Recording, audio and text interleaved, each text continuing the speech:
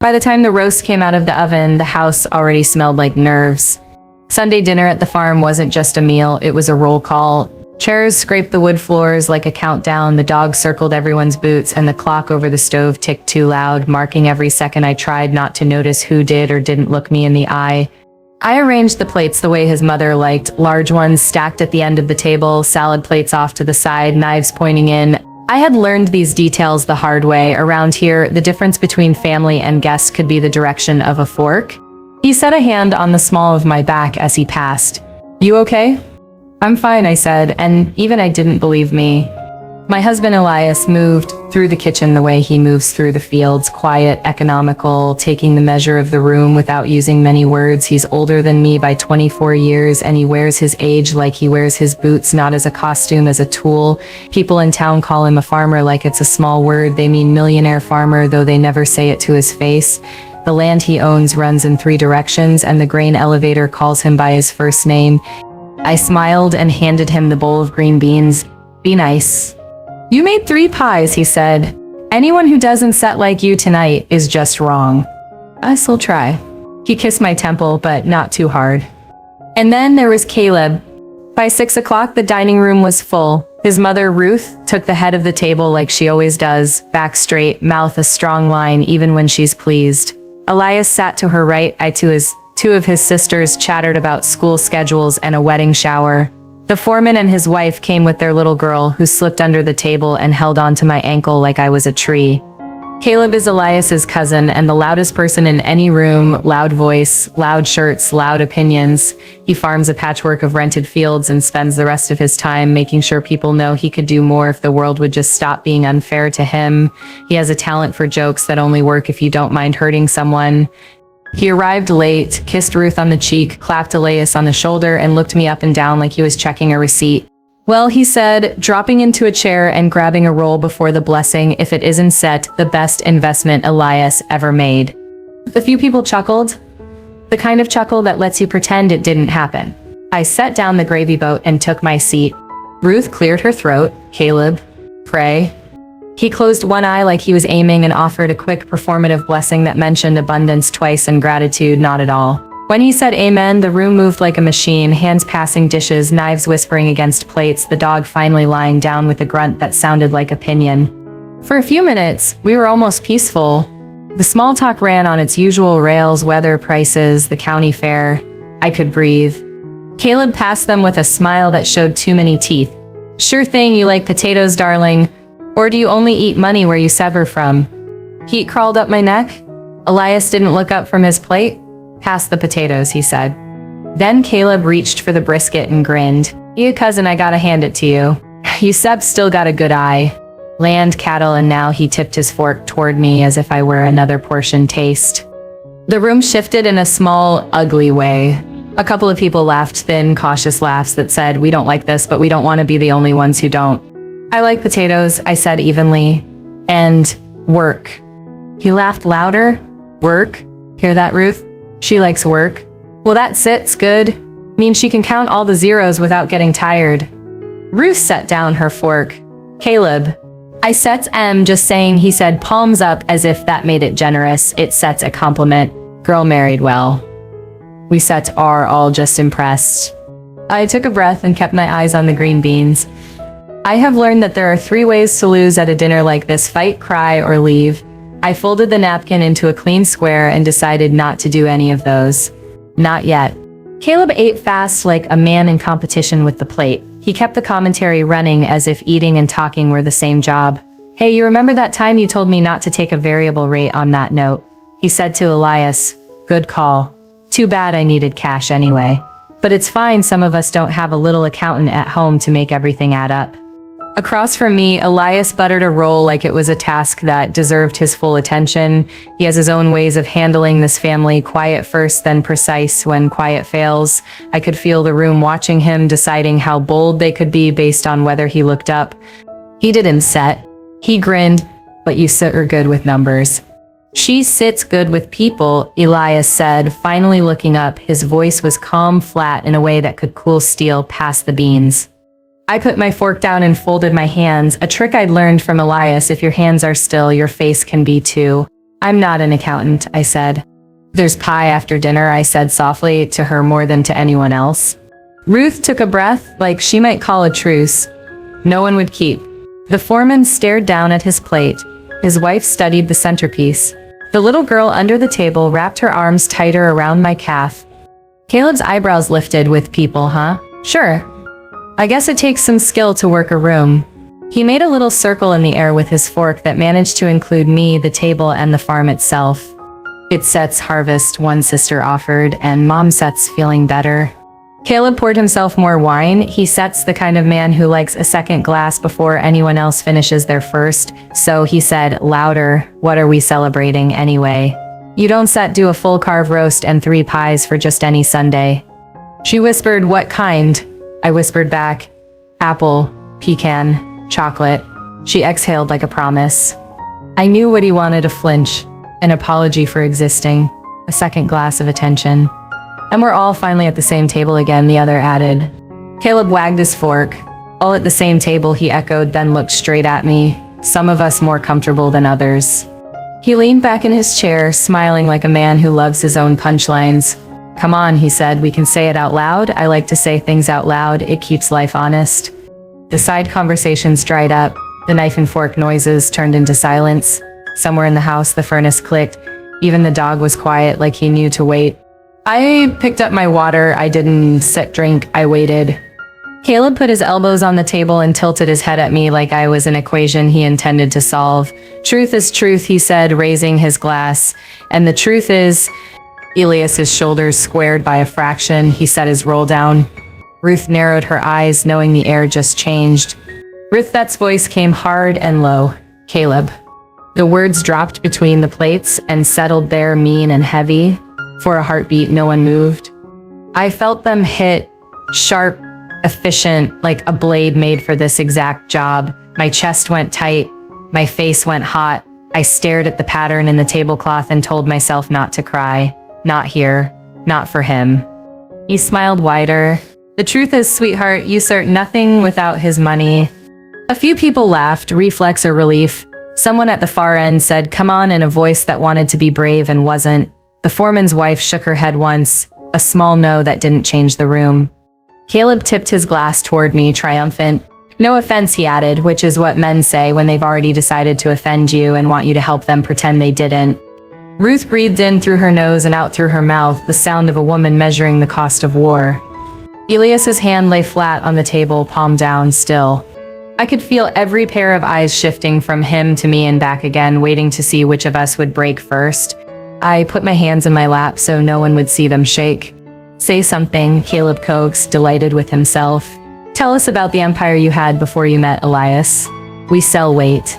Ruth closed her eyes for a second, like a prayer that didn't know what to ask for. The sisters looked away, cheeks flushed with embarrassment that had nowhere to land. The room tilted on a hinge, one more word, one more laugh, and it would swing all the way into ugly. The scrape was quiet, but it cut through everything. He stood up slowly, not a man rushing to anger, but a man arriving exactly where he meant to be. Elias pushed back his chair. Caleb chuckled and spread his hands. Here we go, he said, grinning at the table. Old man sit's gonna tell me to mind my manners. Elias didn't look at him. He looked at me. You good? He asked, just for me. Elias stood there, broad-shouldered, calm, his presence suddenly larger than the dining room could hold. He didn't raise his voice, not yet. He didn't have to. I swallowed. I said, fine, I lied. He nodded once, as if we had decided something together, and turned to the room. The laugh he gave after that was hollow, but a few others joined him, nervous, shallow chuckles from people too afraid not to laugh. But Caleb smirked, leaning back in his chair like he set already won. Don set, look at me like that, cousin. I sat just saying what everyone sets thinking. She sets young. You set rich. That sets the whole story, right? My chest burned. My fork lay untouched on my plate. I wanted to disappear into the floor or walk straight out the door and never come back. Anything to get away from their eyes. Caleb went on, encouraged by the silence. I mean, no offense, sweetheart, but before him, what did you have? You didn't own land, you didn't run cattle, you didn't build silos or balance markets. Everything you are now, you borrowed it from him. Without his money, you're just He waved his fork as though to swat me aside. Ordinary. The room gave another ripple of laughter, and this one stung more because it lasted longer. I lowered my head. I could feel tears pressing at the back of my eyes. Humiliation settled like a stone in my stomach. Caleb had stripped me down with a few words, and no one here had the courage to stop him. Elias set his hands on the back of his chair, steady, unmoving. His silence stretched, and the longer he didn't speak, the bolder Caleb became. I thought, maybe he's right. Maybe this was a mistake. Maybe I don't belong here after all. See? Caleb said, raising his glass again, triumphant. She can set even answer. Because there isn't set an answer. He looked around the table, inviting their agreement, feeding on it. Let Sets be honest, without Elias Set's bank account, she wouldn't Sets last a season out here. But still, no one defended me. The laughter this time wasn't universal. The foreman frowned into his plate. His wife whispered, "That's enough," under her breath. Even Ruth pressed her lips tight, as if ashamed of the man her family had produced. The humiliation had peaked. My hands trembled in my lap, and I felt smaller than I had ever felt in my life. Caleb had stolen my dignity with a sentence, and no one had stopped him. Elias's voice came low and even, cutting through the last echoes of laughter. No one except the man now rising from his chair. The room froze. Caleb blinked, startled that Elias had agreed. He grinned, ready to press his victory. "You said her right about one thing, Caleb." But Elias leaned forward. His hands braced on the table, his voice calm enough to chill the air. He straightened, his gaze sweeping the room. The laughter died instantly. Forks stopped. The only sound was the ticking clock on the wall. She is nothing without me, because she never asked to be measured by me at all. She Set's been too busy being something this entire farm depends on. And it Set's time you all learned the truth. You think she Set's here for money? Let me show you what she Set's really here for. Everyone stared at him, and for the first time all night, Caleb didn't have a word. The silence was heavy now. Not cruel this time, but waiting. The dining room was so quiet I could hear the clock over the stove tick once, twice, 3 times. Caleb froze with his fork halfway to his mouth, his smirk faltering. Around the table, eyes darted from Elias to me, waiting for what would come next. You say she Set's nothing without my money, but what none of you seem to understand is that I Set nothing without her. Elias's voice was steady, like a man who has plowed the same row for 40 years and knows exactly where it ends. Elias reached across the table and touched the rim of my plate, not gently, not dramatically, just grounding me there in front of them all. The words landed like a stone in water. Ripples moved through the room, startled looks, a cough quickly smothered, Ruth blinking as though she'd heard something she hadn't expected. You weren't here the winter the creek flooded, the lower barn, he said, his eyes still on Caleb. You didn't see her out there at 3 in the morning, waist deep in water, hauling feed and hay bales alongside me so we wouldn't lose the calves. You didn't see her climb onto a roof to shovel ice because I couldn't. You didn't see her balance the books when the market went south and keep this farm in the black with nothing but a pencil and grit. She didn't Set take from me, Elias said, voice lower now. She saved me, more times than I can count, and if you think this farm would still be standing without her, then you don't Set know a damn thing about work or about me. Caleb opened his mouth, closed it, and finally pushed his chair back an inch, unsure for the first time all night. He let the words hang. No one moved. But Elias wasn't finished. He straightened, his hand resting lightly on my shoulder. Gasps rippled around the table. Ruth's fork clattered against her plate. One of his sisters covered her mouth with her hand. Even the foreman looked stunned. You want to talk about money, he said? Fine, let's talk. Because I've already signed over part of this farm in her name. She's not here waiting for me to die. She's here because I wanted her beside me in life, on paper, and in every acre that carries my name. And now it carries hers too. Caleb stared, his face red, his confidence gone. You what? Elias Sest's gaze didn't est to waver. That Sest right. She owns this land with me. Not after I Sest am gone. Now. So the next time you say she Sest nothing without my money, remember this, it Sests our money, our land, our future, and you still have to live with it. The silence that followed was different from the one before. Not cruel, not mocking, just heavy, undeniable truth filling every corner of the room. I sat there trembling, the humiliation burned away by something fiercer, dignity, pride, love. For the first time that night, I wasn't shrinking in my chair. I was taller because he had made space for me to stand. For a long moment, nobody spoke.